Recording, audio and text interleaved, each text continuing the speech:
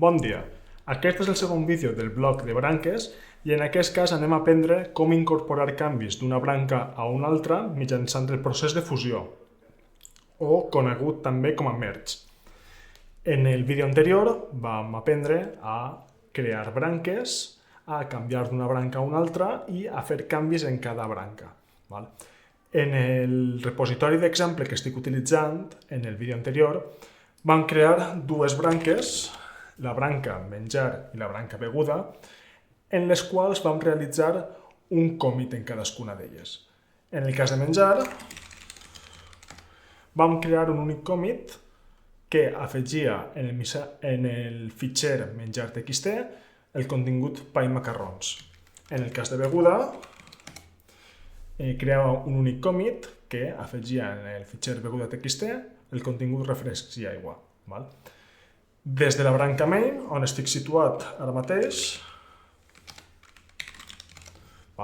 no tinc accés a aquests fitxers. En canvi, si vaig movent-me mitjançant checkout o switch a cada branca, puc veure en la branca menjar com sí que m'apareix aquest fitxer i en la branca beguda com m'apareix el fitxer beguda.txt. Aleshores, tornem a la meva branca principal, on jo no tinc aquests canvis. La branca principal està en la primera versió del projecte que vam crear, que és el commit inicial. A partir d'ací, a mi m'agradaria a aquesta branca principal, a la branca main, portar més canvis, per exemple, de la branca menjar. Aleshores, això ho puc fer mitjançant el procés de fusió, l'ordre git merge. Quan vulguem utilitzar l'eina git merge, hem de pensar de la següent manera. Sobre la branca on estic jo ara situat, en la branca main, em porta els canvis d'una altra branca, que en aquest cas seria git merge menjar. I aleshores, quan executem aquesta comanda, poden ocórrer dues coses, depenent de com siga la història d'aquestes dues branques. El cas més simple és el que tenim ara mateix. Seria el cas en el qual la branca que jo vull incorporar, la branca menjar, naix a partir de la branca main i crea nous canvis, però diguem com a posteriors, o sigui, en el futur. La branca main no té cap altre canvi que no estigui en la branca menjar. En canvi, la branca menjar ha avançat respecte a la branca main. Aleshores, en aquest cas, el que es produeix és una fusió fast forward, una fusió directa, que el que consisteix és en directament actualitzar la referència de la branca que jo vull, on vull portar-me els canvis per a incorporar tots els nous commits. Directament avancem a aquesta referència i, per tant, ja incorpora tots els commits que s'hagin fet en l'altra branca. En aquest cas, el que passaria seria que la referència de main avançaria a la referència de menjar. Aleshores, si jo faig git merge menjar, git, si detecta que pot fer aquest tipus de fusió, una fusió fast forward, podem veure com en l'històric ara la branca main, que en un primer moment estava en el commit inicial, ha avançat al commit menjar. I ara, com que incorporo els canvis, sí que des de la branca principal tinc accés al fitxer menjar.txt. Aleshores, per defecte, quan executem git merge, git intentarà sempre fer una fusió directa si és possible, a no ser que ho hagin configurat d'una altra manera, que això també pot ser configurable. Aleshores, aquest tipus de fusió, diguem que és el més simple i diguem el més recomanat. Per què? Perquè no poden sorgir conflictes, perquè bàsicament com una branca avança després d'una altra, no hi ha canvis en cada una de les branques que puguen tindre conflictes entre elles. I a més manté una història lineal, que això ens permeteix mantenir una història del repositori neta, sense moltes branques divergents que van fusionant-se de maneres rares i és molt més fàcil de seguir l'històric. Val? No obstant això, val? En aquest cas, val? Què passaria si jo ara intente fusionar la branca de beguda? Val? En el cas de voler fusionar aquesta branca, ara mateix ja no puc fer aquesta fusió directa, val? Perquè la branca beguda, encara que sí que es va originar en el seu dia des de la branca main, ara han divergit. Main té uns canvis i beguda té uns altres. Per tant, jo ara mateixa no puc avançar main per a incorporar els canvis de beguda, val? Perquè no estan en línia, val? Han divergit. Per tant, si jo ara intento fer un git merge, val? De beguda, el que farà serà realitzar un merge en un commit de fusió. Val? Què seria aquest cas? Val? Crear un nou commit que incorpora les dues branques. Aleshores, abans de fer-ho, vaig a mostrar-vos una opció que és l'opció FF only. Val? Aquesta opció el que fa és realitzar el merge sols si pot ser fast forward, si pot ser una fusió directa. Com en aquest cas no poden ser fusionades directament perquè són branques divergents, necessitem o fer un merge no fast forward, val? Que és el que es produirà per defecte si jo ara elimino aquesta opció, o un git rebase, que això ho veurem en el següent vídeo. Aleshores, estic en main i intento fer el merge de beguda. Ara sí, vaig a llevar aquesta opció i, per tant, Git reconeixerà que no pot fer una fusió fast forward i procedirà a fer un commit de fusió. Per a fer aquest commit de fusió, val? Si us fixeu, se m'ha obert l'editor, perquè jo a aquest nou commit també li he d'indicar un missatge. Val? Ara, per exemple, puc deixar el missatge per defecte, que és merge branch beguda.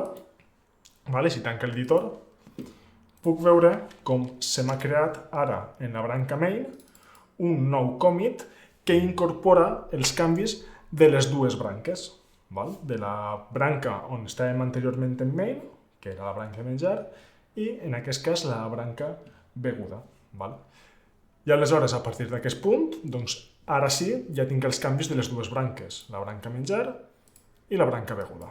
Val? En aquest cas, no he tingut conflictes. Per què? Perquè en un commit, en el commit menjar, estava modificant sols el fitxer menjar. En canvi, en el commit de beguda, he modificat un fitxer completament diferent. Val? Aleshores, no hi ha conflictes quan intento incorporar-los. No obstant això, val? Hauria pogut passar que en les dues branques hagueren fet canvis sobre les mateixes parts dels mateixos fitxers. I aleshores, en aquest cas, em donarien conflictes i els hauria de resoldre manualment. Val? Anem a veure-ho en un exemple. Des de la branca main vaig a crear-me dues branques. Vale? La branca verdura i la branca fruita. Val? Podem veure que aquestes dues branques estan on estic ara mateix en la branca principal, val? En aquest últim commit que he fet. A partir d'ací, vaig a situar-me en una de les branques, per exemple, en la branca fruita, i vaig a afegir al fitxer menjar, per exemple, pomes. I vaig a fer un commit, git commit mengem fruita, i menjar també per afegir automàticament aquest fitxer. Ja tinc així el commit en fruita i ara vaig a posar-me en la branca verdura i vaig a fer un nou commit. Podeu veure com ara no tinc la fruita que havia afegit i així vaig a afegir, per exemple, creïlles. I des de verdura, git commit, mengem verdura. Aleshores, torna a estar en la mateixa situació. Jo en la branca main, si em torno a la branca main, no tinc cap dels dos canvis. Vaig a incorporar una de les branques, per exemple, git merge fruita. Per tant, fem una fusió fast forward i ara el main ha avançat fins a la branca fruita i ja he incorporat aquests canvis. No obstant això, ara si intente fusionar la branca verdura, el que m'apareix són uns conflictes. Per què? Perquè les dues branques, els dos commits que jo estava incorporant, han modificat exactament el mateix fitxer en el mateix lloc del fitxer. Git en aquest cas no sap que pomes i creïlles s'han afegit en el mateix lloc. Per tant, jo així he de triar com vull fusionar aquests canvis en el meu fitxer. Quan es produeixen els conflictes, passen diverses coses. La primera d'elles és que el nostre repositori passa a l'estat merging. Si fem un git status, podem veure que se m'informa que estem dins d'un procés de merge, i el que puc fer és avortar aquest procés, en l'eina git merge abort, i a més també m'indica que el fitxer menjar.txt té conflictes. Aleshores, si obrim aquest fitxer, veureu que ens han aparegut una sèrie de marques especials que ens indiquen els continguts que han entrat en conflicte. En aquest cas em diu que en el head, on jo estava ara mateix, en la branca main, jo tenia en la línia 3 el contingut pomes. No obstant això, quan he fet el merge, en aquesta mateixa línia ve el canvi creïlles. Aleshores, aquests dos continguts entren en conflicte. Aleshores, jo he de triar quin és el contingut que vull que siga el resultat. Així Visual Studio sí que és cert que m'afegeix una sèrie de botonets que puc acceptar uns canvis, acceptar els altres, etc.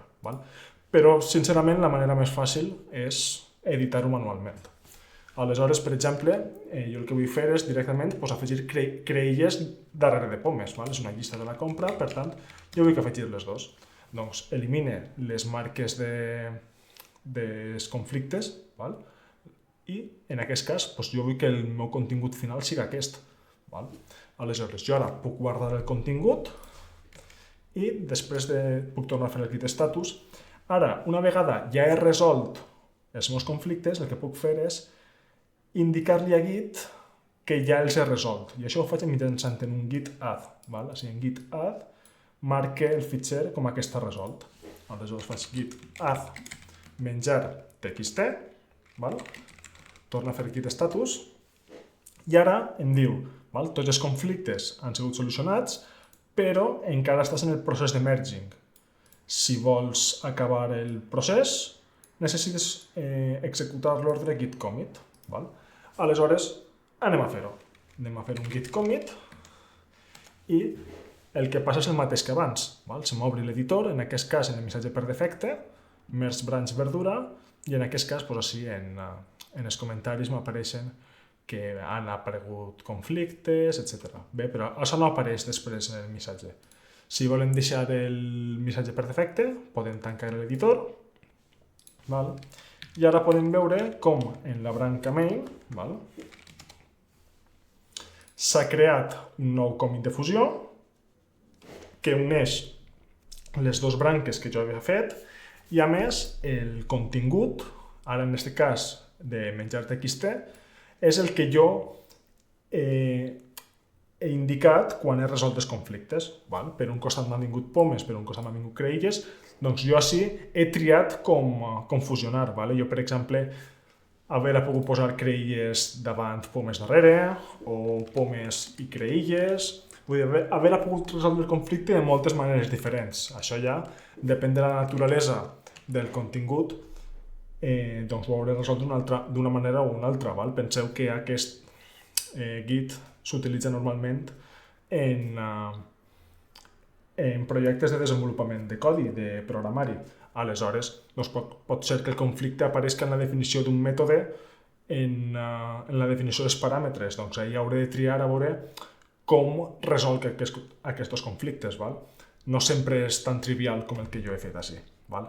Per això vos dic que està bé que conegueu com resoldre'ls de manera manual i que entengueu un poc quines són les marques del conflicte i com solucionar els conflictes manualment.